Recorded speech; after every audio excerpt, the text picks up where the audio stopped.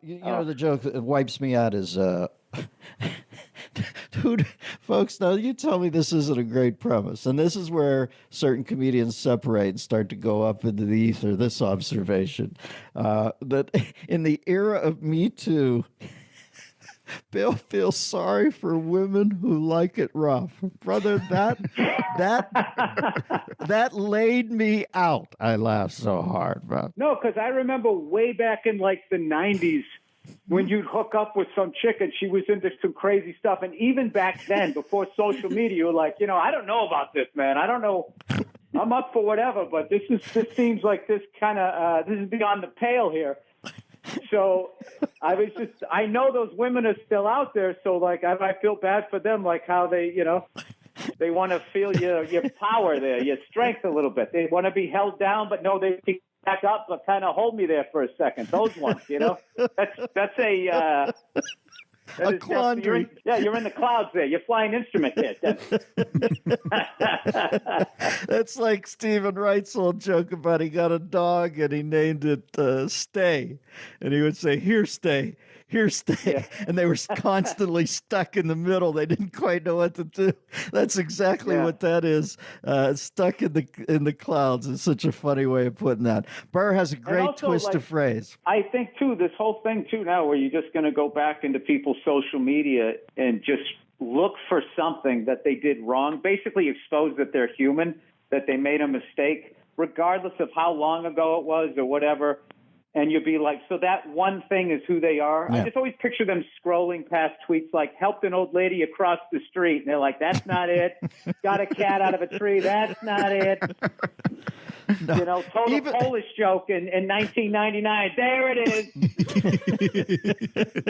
And I love how this kid can't be on SNL, but it's okay for him to go back and do stand-up. That's okay. But this other guy, he can't do stand-up because he's going to make $1 zillion at it.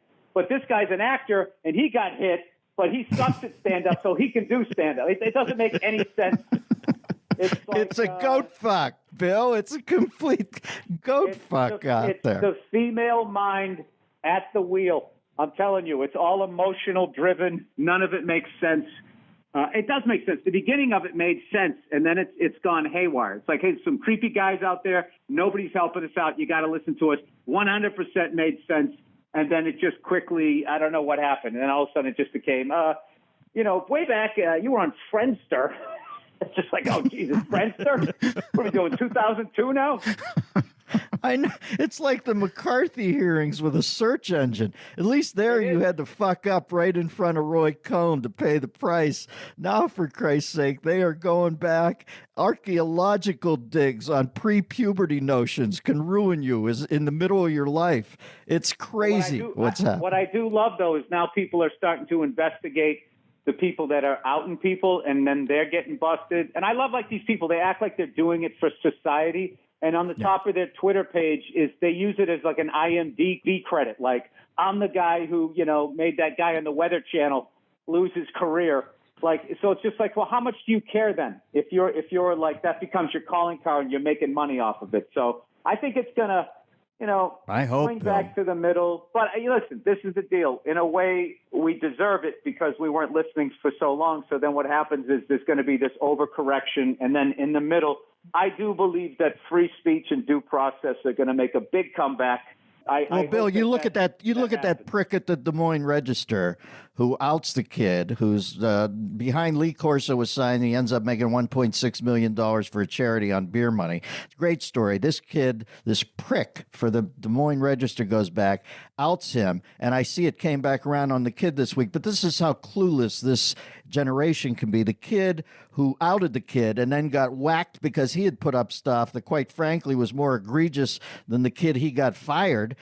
He was whining about it. It was you think you'd have a road to Damascus moment right there where you'd say, okay, I fully understand Carmen now. But even he started whining, saying this is a right-wing cabal. What a stupid fucking prick that guy was. I know. It's just one. Well, this is the thing. Also, too, like when people are like saying that certain jokes aren't funny anymore. And first of all, you're just an individual and you're acting like you're speaking for an entire generation. And it's just like, I understand young kids thinking older guys are corny. I mean, I did that when I was a kid too, but at no point did my generation then try to end that old guy's ability to earn a living. We just let him do lounges and cruise ships, wherever the hell his career was going to take him. But like this whole thing of like, I don't like what it's just astounding that they don't see the irony that this is coming from the left.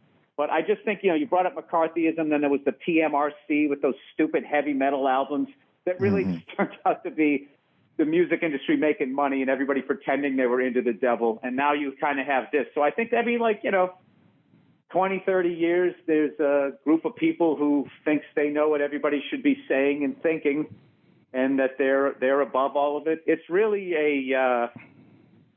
it's a weird time. The joke it's a floating. It's a floating inquisition. But the fact that the left is full-throatedly now Torquemada, it makes me laugh. All those guys shitting on a log.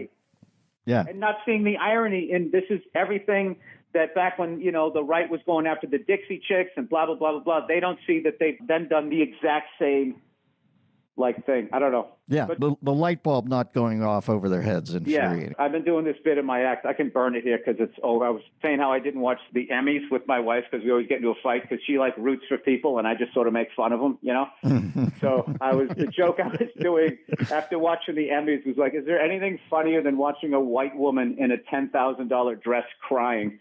It's just like, it's like, lady, I get it. Maybe you make 50 cents less an hour than I do, but have you ever glanced over your shoulder? You're doing pretty good. Would you like to meet the children that sewed together that dress and see how much they're crying every night? It's just, honest to God, you're living my life. This is why I don't watch the Emmys anymore. Yeah. It's so hard for me as a woman to say things that other people wrote and then get this free dress tonight to win this shiny thing.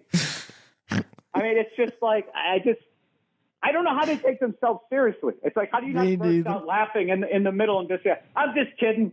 I'm a white woman with 12 Escalades, Yeah.